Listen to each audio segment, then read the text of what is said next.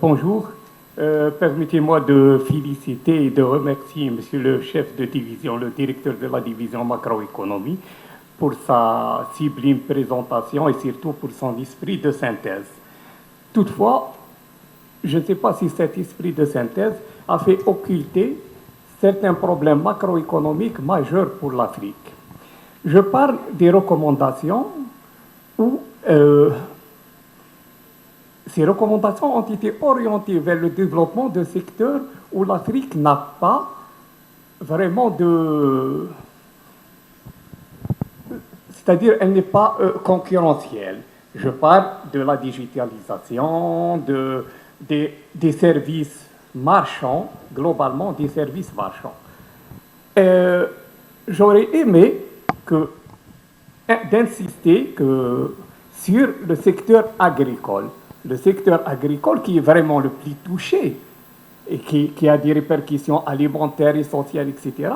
Le secteur agricole qui est vraiment touché et par la crise du Covid et maintenant par la crise russo-ukrainienne.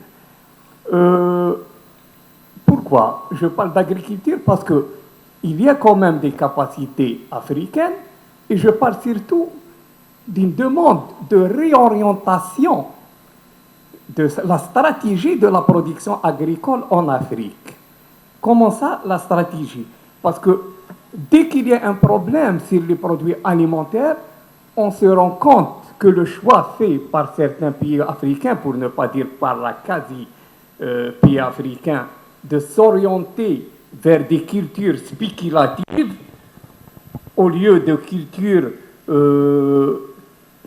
qui sont à la base de l'alimentation et de l'autosuffisance alimentaire africaine. Je parle des cultures spéculatives qui sont touchées par l'évolution du marché international. Je ne veux pas dire l'évolution du marché parce que le marché se régule, mais c'est surtout par les aspects spéculatifs des marchés. Pour certains produits agricoles africains,